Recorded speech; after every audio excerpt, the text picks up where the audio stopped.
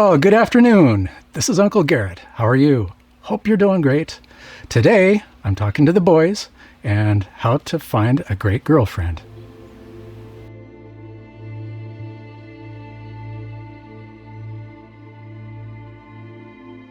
Finding a great girlfriend is one of the best gifts you can give to yourself.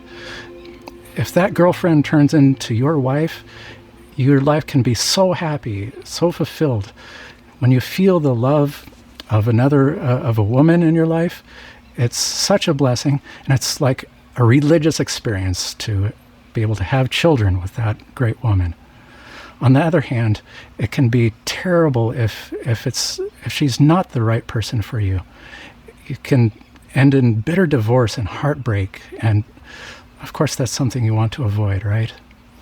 Of course, but I have to warn you, you're going to have to take the road not traveled.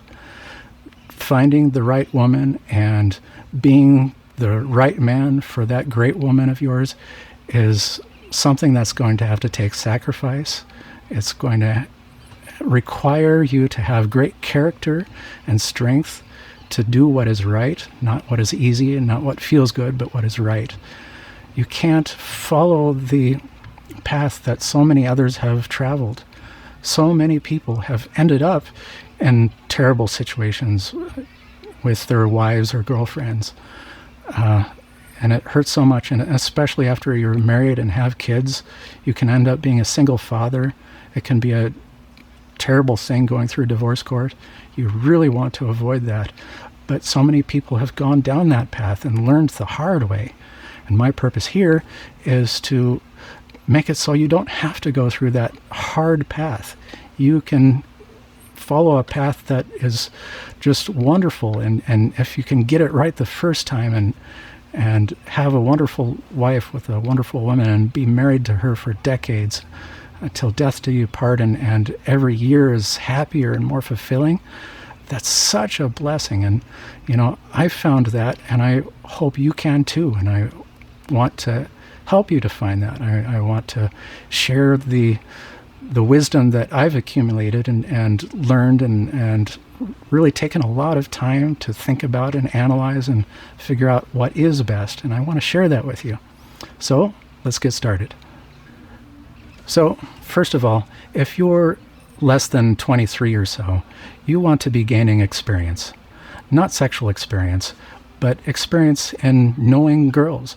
Why do they behave the way they behave? How can you tell what they are like on the inside? How can you tell what girls are good for you and what girls are not?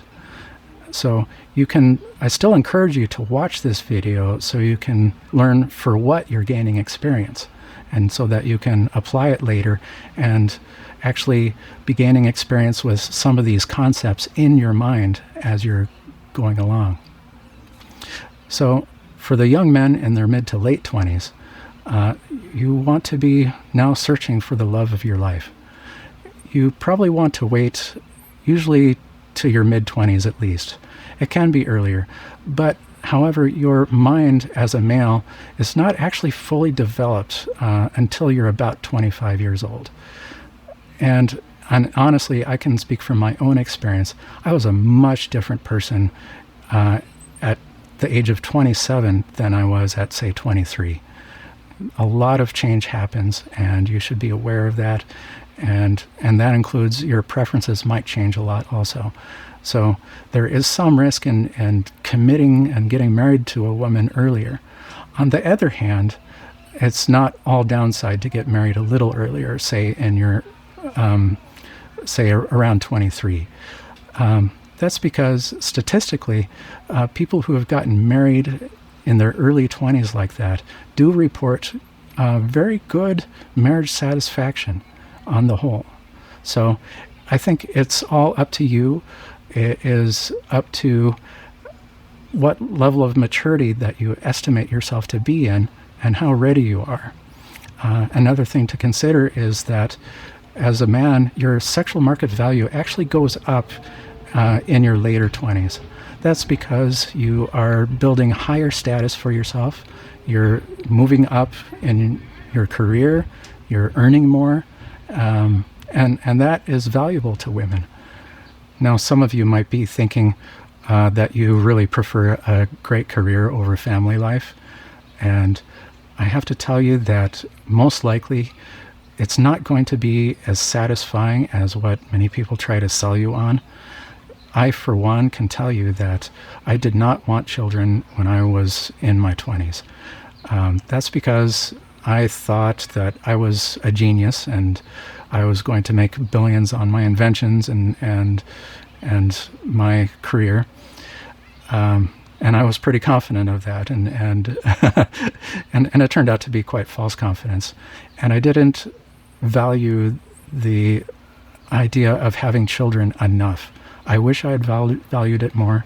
I do not have children, but I wish I did. And I've come to regret the idea that I'm just going to pursue my career.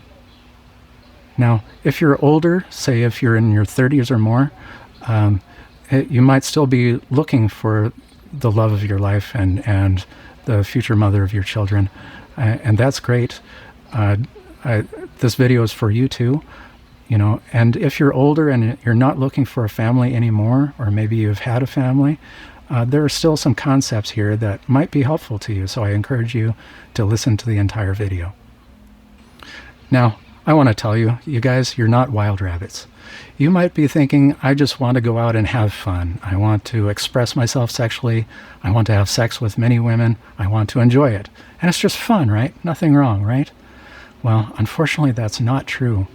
That's because actually, when you have sex with a woman, your body releases a hormone called oxytocin. And it's released in great quantities when people have sex. And that hormone is called the love drug. That's because when your body and your mind is flooded with oxytocin, as it is during the sexual act, it's telling you and your mind to bond to that woman. It's telling you to stick with her no matter what, be loyal to her, and to love her. And if you go out and have quote-unquote casual sex, and there's really no such thing as casual sex because of this bonding effect, and what you're doing now is you're training your mind and your body to ignore the effects of oxytocin. You're telling it, well, you're giving yourself tolerance to this drug. And so when it comes time to quote-unquote settle down, get married and have children, your ability to bond is diminished if you've had sex with many women. And that is even more so with women. And so ideally, you are both going to the marriage altar as virgins. And that will give you the best ability to bond with each other and to have strong bonds that will not break even when your marriage gets tough. And it will be tough at times, no doubt. There's nobody who's gone through decades of marriage without tough times. And it's going to happen, and so you want those bonds to be strong. So therefore, you want to be a virgin, or as close to it as you can, and you want your wife to be a virgin at the marriage altar.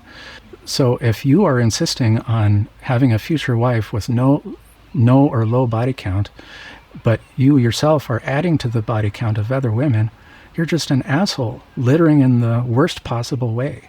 And you're losing your own ability to bond as well. I encourage you to watch my video on sex before marriage for more details on this. So here's the tricky part. Your body is flooding you with hormones, telling you to reproduce as soon as possible. You're going crazy, and you are probably going to be tempted to just relieve your needs by having an occasional roll in the sheets with a hot woman. And at the same time, you know that there are toxic women out there, women who are just hot and crazy, and they're going to hurt you if you try to have a short-term relationship with them, and especially even if you try to make a long-term relationship with them. That's because the hot, crazy woman can rapidly turn into an iceberg if she's not a good person on the inside.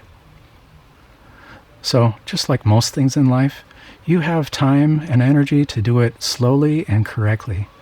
What you don't have the time and energy for is to rush into a relationship with the first hot girl that makes you laugh, get married and get divorced, maybe with children, and then try to start all over again and do it right the second time. It's so much better and easier just to do it right the first time. So, let's get down to business. What makes a great girlfriend? Sexy body, sweet disposition, great sense of humor, maybe intelligent or educated, or can you even control to whom you fall in love? The real answer is quite simple, but not easy. A great girlfriend is someone who will become a great wife and a great mother. So the only votes that really truly count in the choice of your girlfriend are your future self and your future children. But how do you predict the future? It's not very easy, right? Well, yes and no. Yes, because there are always obvious signs. And no, because love can sometimes make you blind. You've probably heard the saying, love is blind, meaning that you're the only one in your family and all your friends who just can't see that your girlfriend is a total asshole. And that can happen unless you're willing to take a step back and think it through and see things with your frontal lobes, your mind, rather than other parts of your body. So, how do you tell if a girlfriend is really good for you? There is one overriding characteristic that counts for more than anything else because it encompasses everything else. And that characteristic is the willingness to change and improve herself, and yourself for that matter, because it applies to you. A great person is not necessarily measured by their merit at any given moment, but by the process they're going through in life. Are they willing to acknowledge that they are not a perfect person, and far from a perfect person, but they want to every day move closer to that? Are they wanting to make themselves a better person every day, every month, and every year? So, what makes a great future mother of your children? Well, first of all, you have to go by what your children want and need. First of all, your children want mommy and daddy. Your babies will want breast milk from their mother. They want the process of not only feeding that essential nutrition, but the bonding that comes from the process of breastfeeding. This is very important to the development of the mirror neurons in your child. Now, breast pumps and the like are just kind of wishful thinking that your baby can just get by with the basic nutrition and not the process and the bonding process and the development process that comes with the act of breastfeeding. Another thing your children do not want is a daycare worker in the place of mommy and daddy. You know, children quickly learn in daycare the only way to get attention is by acting out. And, you know, the best gift you can give to your children is your loving attention. You know, your children will not give a rat's sneeze about what kind of university degree their mother has. In their mind, they are their mother's most important client, her most important job. And you know what? They are 100% right. Raising a great child, one who's loved and educated, will probably be the greatest accomplishment you and your future wife will ever do. It would be awesome if your children had both a stay-at-home mom and dad, but a close second is a stay-at-home mom. Third is perhaps a stay-at-home dad. What is absolutely worse is a stay-at-home daycare worker or babysitter or being shipped off to some other daycare. Unfortunately, most girls are raised with this garbage idea, this toxic idea that careers come first and children are an afterthought. This is a terrible idea because at the same time, we have an epidemic of children suffering from abandonment trauma, and they're dealing with that by abusing alcohol and drugs and humping like bunnies just to try and fill the yawning gap of neglect that they've suffered throughout their childhoods. And you can bet the first has caused the latter. So, unfortunately, now you have the challenge of finding a girl who hasn't bought into this toxic idea of careers first and children last. And you aren't likely to find any such woman in the vast gaggle of girls who have university degrees that end in studies. Now, women in careers are great. I have the pleasure of working with some highly intelligent and very respectable women, and I'm thankful for that. But if that comes at the expense of your future children, of well-raised children, especially your future children, that's a bad deal. Women can have great careers after children are raised, but steer clear of women who want to put themselves above their very own children. And your future children will also want a mother who is good to them and without major emotional or psychological problems. When I was in my 20s, I made the mistake of marrying a woman who had serious emotional and mental issues, clinical level problems. I knew she wouldn't be good with children, but I ignored that and I chose not to think about it. Maybe I was hoping she would get better, but that was just a mistake. I wish I could go back in time and slap myself and make me read this blog, but I can't. But maybe you can benefit from this. Well, the subject of what makes a great mother is a huge subject. I could write a book about it, but I don't want to fill up the whole video talking about it. I do plan on making another video about the basic ingredients of good parents. So, what makes a good future wife?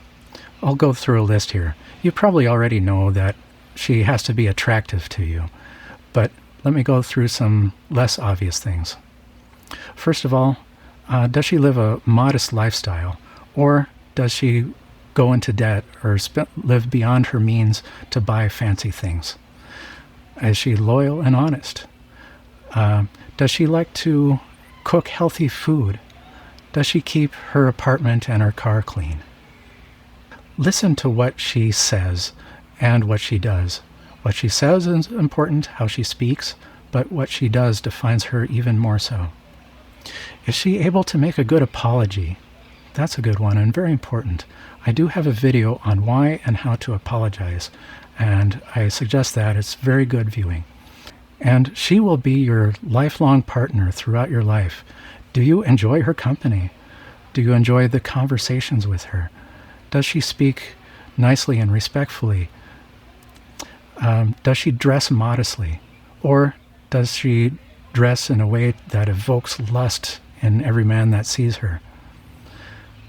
And lastly, does she love you, or does she love your status or your family wealth? So, you need a way to separate the good from the bad, and you need to go well beyond hot or not. You need to be able to really see what kind of person she is deep down. And that's where we can take some lessons from the business world. In the business world, people have learned a lot about how to interview job candidates. And your date is actually interviewing for the job of wife and mother. If you get any hint that she is not interested in those positions, if she is just looking for another body count or a quote-unquote life partner as she goes through her career, just let her go. She's not worth your time, and she won't make you happy. So what interview techniques am I talking about? Well, in the past, job interviews used to go something like, "Well, worker, are you a hard worker?" And the candidate might say, "Oh, yes, sir, I'm a very hard worker." And the manager would say, "Okay, great, you're hired." And then later they find that she really likes to watch YouTube videos of kittens rather than work hard. So now they've improved interview techniques quite a bit. They call it behavioral interviewing, and it's based on the concept that past behavior is a good indicator of future behavior. So interviews kind of go much more like this. "Well, job candidate, are you a hard worker?" "Oh, yes, sir, I am." And the manager then says, "Okay, great. Can you give me an example from your past job or jobs of how you worked very hard and accomplished a lot?" And the job candidate might say, oh, well, in my last job, I worked like 70 or 80 hours a week sometimes. And the manager usually shouldn't take this vague answer, because he'll say, well, job candidate, hard work does not necessarily mean you're effective. Hard work is not an indicator of success. Can you tell me about a time when you worked hard and accomplished something very important? And then the job candidate will say, oh, well, there was this one time. And at that point, the manager might say, well, I thank you for your time. I can see you're probably not a very good fit, but I thank you for coming in and talking to us. And that'll be the end of that. And you can apply the same type of method in the girls that you're dating. You can ask a girl, how do you like to resolve conflict? What is your best way? And she might say, well, I think, people should listen to each other and talk it out and try to come to an understanding. And you can say, well, that sounds very good. Can you tell me about a time with your friends or family where you applied that principle? And she might say, oh, well, I suppose there was one time I got pretty angry at my sister for borrowing my clothes without my permission. And well, did you work it out? And she might say, oh, yeah, we worked it out. And again, like the manager, press for more details and don't take vague answers. Say, well, how much time did that take? And she might say, oh, well, a couple weeks maybe. Oh, 2 weeks, huh? Oh, maybe 3 or 4. Well, what happened? Why did it take so long? And she said, well, eventually my mother made us, said, we can't wear anything but clothes from Goodwill until we worked it out. And at that point you can say, well, does that mean you'll only try to work things out like that when you're under duress? And, pressing a girl that way might make her very, very uncomfortable. She might not like that, but that can be an indicator of something you really need to listen to. And you can press her like a manager might do in a job interview. You can ask her, well, why did it take duress from your mother to be able to come to an agreement?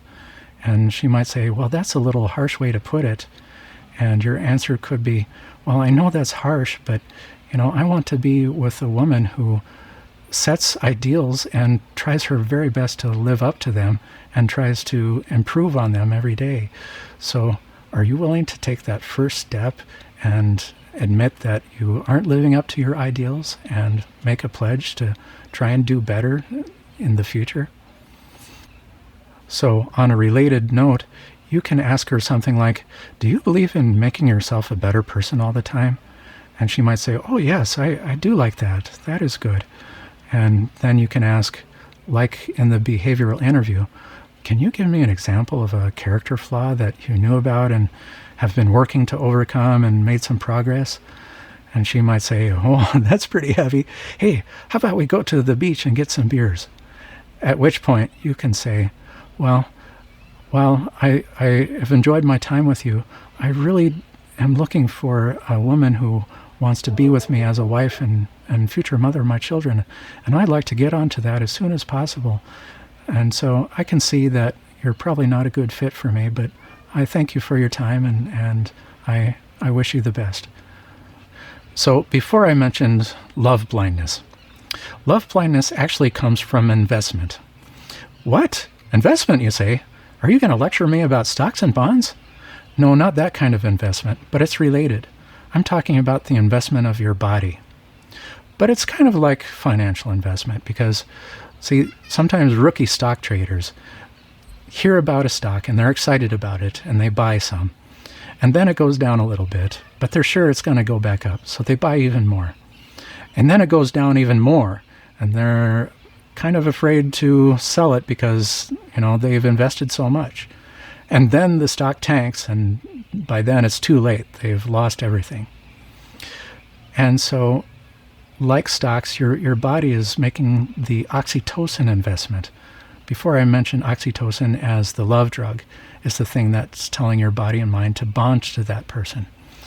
And the more oxytocin you have, usually from intimate physical contact up to and including sex, the more you are flooded with that oxytocin, and it accumulates all the time, the more invested you become in that person.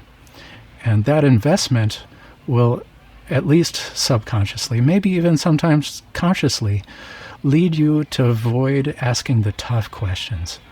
The questions that might lead you to believe that maybe they aren't the greatest person you thought they were. Maybe they're not a great person, and maybe they're not for you. And it's the investment that makes you, at least subconsciously, afraid to ask those tough questions. The problem is, if you invest before you know how good a person she is, and she turns out to be an arrogant narcissist who just thinks she's perfect, and anytime you point out her problems, it's actually your fault, you're going to lead yourself to misery. Don't go through that misery. You need to test her for a long period so that you know she's the type of person who you can be with and who handles difficult times with you very well. You want to be with the kind of person who will make you happy in a marriage long term. So, I've given you a couple of examples of how to test your girlfriend. But what are some other things to look out for? Well, one of the most important things is how she treats her friends and family. Does she treat her family with love? When she goes home to see them, is it a loving and happy reunion, or does it quickly devolve into a shouting match with anger and bitterness? This is her default level of programming. She might be able to treat you very nicely, but eventually she's going to treat you the same way she does her family. Now, there might be an exception to this. Sometimes people with very bad childhoods have to reprogram themselves. They have to overcome their default programming and replace it with better programming. So they might have to work very hard on how they react to tough situations, and their flip reactions, their programming can be very negative, but they have to work all the time to overcome and reprogram themselves to react with love and curiosity rather than defensiveness and anger. And sometimes that might even mean they have to cut off contact with their toxic family. And that's because she has to rebuild herself to be a great wife and mother, potentially for you. And that's the exception situation that you might make in how she treats her family. Also, what kind of friends does she make? What do they do when they're together? Do they do constructive and good things, or do they gossip and talk badly about others? The type of friends she keeps is indicative of her character. Other warning signs to look for are signs of unprocessed trauma. Unprocessed trauma can lead to bad behavior, and it can lead people to lash out of proportion to their situation. Now, there are no perfect parents, so everybody has some level of childhood trauma. It can be mild or severe. And people with more severe cases have to work very hard to overcome that trauma. It needs to be processed, understood, and their reactions reprogrammed. They have to change themselves. Signs of unprocessed trauma can be, like I said, lashing out with anger out of proportion to the situation.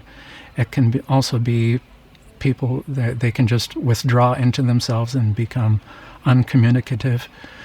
Other signs can be alcohol or drug abuse. These are the things you have to watch out for. Now, like I said, overcoming severe trauma is a very difficult and most often very lengthy process. They might be going to therapy, or they at least should be, in the process of overcoming that. And you have to ask yourself, do I want to wait all these years, maybe even decades, for them to really come to terms with it and overcome their difficult childhoods? Also, pay attention to how they treat people who can do nothing for them or people who they consider lower in status. This is indicative of their spiritual and emotional maturity. So, how do they treat things like waiters or hotel maids or other people of what they perceive as lower status? For example, do they treat nurses badly and kiss up to doctors? I've seen people like that. Do they throw trash and litter on the street? Do they gossip and insult people behind their back? All of these are indicative of how well they treat others and how much they consider others and their spiritual and mental health. Also, excessive piercing and tattoos can be an indicator of childhood neglect. Now, I'm not talking about just a little skin art. I'm talking about tattoos and piercings that scream for attention, that are meant to shock people.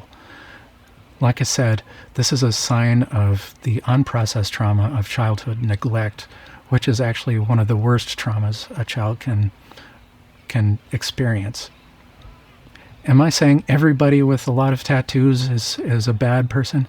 No, I don't think so. But you do have to question, and ask, where does this behavior come from? Why are you screaming for attention? And how do you know if your girlfriend is good with kids? Well, one way to really find out is to volunteer at a children's shelter together. Children's shelters are always looking for volunteers, and it's a way to do good in the world while also being able to see how she is with children.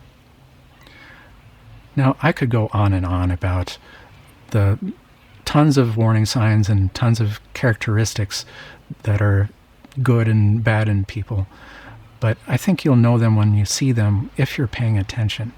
The key is to pay attention. You're looking for someone who is emotionally and spiritually stable, someone who can say things like, if they thought you said something that was bad to them, instead of lashing out with anger, the more ideal response is, hey, what you just said kind of hurt my feelings. I know you probably didn't intend to, so I'm curious what you really meant by that. This kind of curious response is a loving response, and if someone responds that way, it's a great sign that they're a very loving person. Now, nobody's perfect, and nobody can really respond the right way every time, but also you want someone who is willing to say, hey, I didn't respond very well. I know I can improve and I should improve, and I am willing to improve. I want to make myself better. And anyone who you can get on this, to latch onto this idea of always becoming a better and better person is someone worth really considering and really holding on to. Now, you might be thinking, and very frustrated, thinking, I don't know any girls who live up to these high standards. Well, maybe I know someone who is into self-improvement, but she's like 10 years older than me and kind of ugly. Or I know a couple girls who are really good like that, and they're pretty, but they're not interested in me at all. Well, now it's time for some marketing. Another lesson from the business world. One of the first and most important steps in marketing is to know your customers. And an exercise that marketing professionals often do is called the creation of avatars.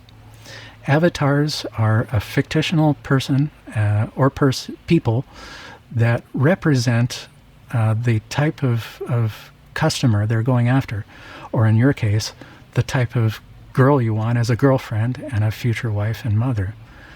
You have to ask yourself, what is she like? What are her likes? What are her dislikes?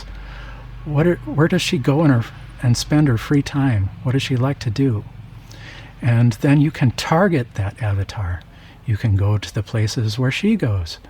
It might be yoga classes, it might be a hiking club or a sports league.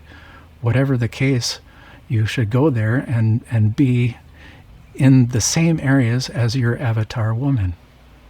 At the same time, you have to become the reciprocal prize of the great woman you're looking for. You have to be the great man that she is seeking out.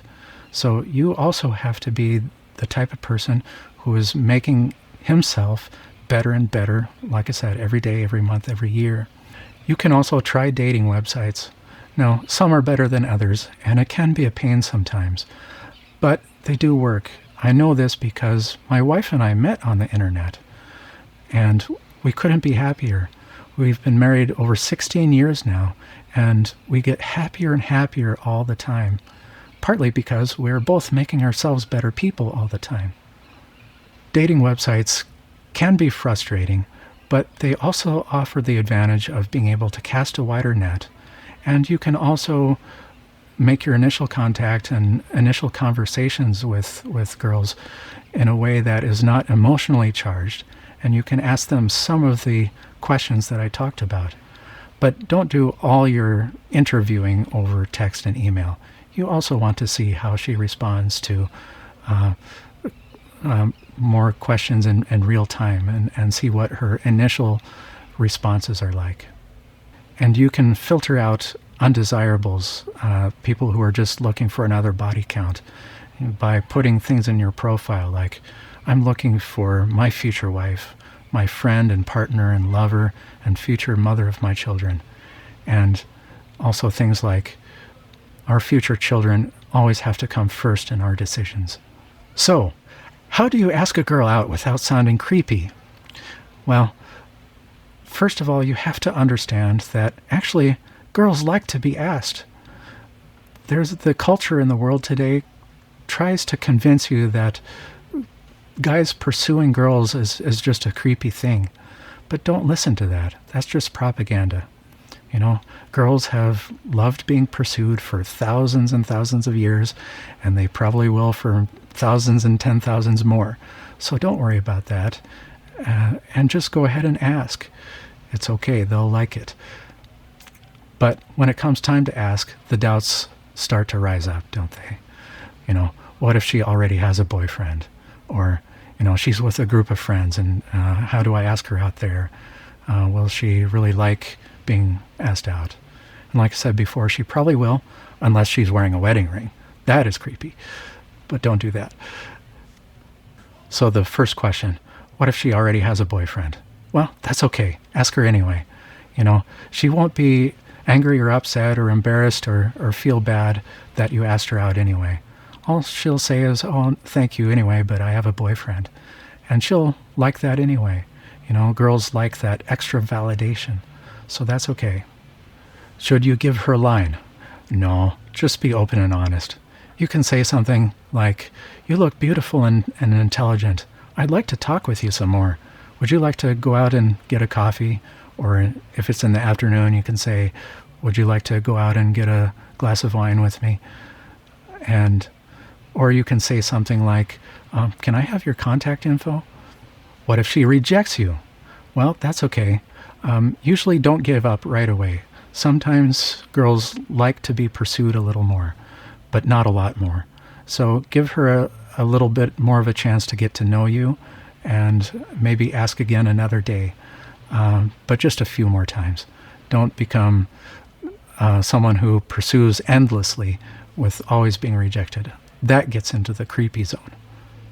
So what if she's with a group of friends? Well, that depends on how gutsy you are. Can you still stand up and straight and keep your shoulders back if you're shot down? Then just go ahead and ask her right in front of her friends. She might like that because it shows that she's worthy of being asked by a very confident guy. If you're not quite up to that, if you don't feel you have quite that much guts, well, you can just maybe tap her on the shoulder and ask her if she can speak with you privately for a moment. But whatever the case, girls like to be asked out, even if they say no. And one last thing. In the first few dates, make sure to ask her to a place where she feels safe and confident. Don't ask her to places like a remote wilderness or to your own apartment. She'll feel unsafe, and rightfully so. And whatever you do, don't give up on the search. I know it can be discouraging and frustrating at times, but you know what? There's some great girls out there who are also feeling frustrated that they can't find you. And I've been talking to them in a very similar way. So don't give up the search. You can take some time off for a little bit if you want, but don't give up, because giving up is the only way that guarantees 100% that you'll fail. And while you're searching and waiting, try to be working on yourself. Make yourself that great man that when that great woman shows up, she's gonna know you're the match for her. So in summary, look for a great girlfriend who will become a great wife and a future mother of your children. Don't fool around sexually. That just degrades you spiritually and degrades your ability to bond, and mostly her ability to bond. Don't ruin it for yourself and other women. Look for someone who acknowledges that she's not perfect, but wants to become perfect. And she and you also want to become a better person every day and month and year. And if you can't find that person right away, use marketing skills to target that person. Create avatars to help find where they are and where they're also searching for you. So that does it for how to find a great girlfriend. I hope you found this video helpful. You know, this video has been a labor of love for both my wife and I, that we've worked so hard on it. So if you found it helpful, please hit that like button, subscribe for more great videos to come, share it with the people you love, leave a comment. We'd love that so much, and that helps the algorithms, helps it reach more people. You know, the world needs more people like you to be able to find a great wife and a great mother to raise great children. Children who are raised in love are so good for the world, and the world needs more of them. That's because children raised in love and given a great education, they don't start wars, they don't murder, they don't commit suicide, they don't get addicted to drugs and alcohol. And the world needs more people like that, and the world needs you to make more people like that. So, until next time, this is Uncle Garrett. Goodbye.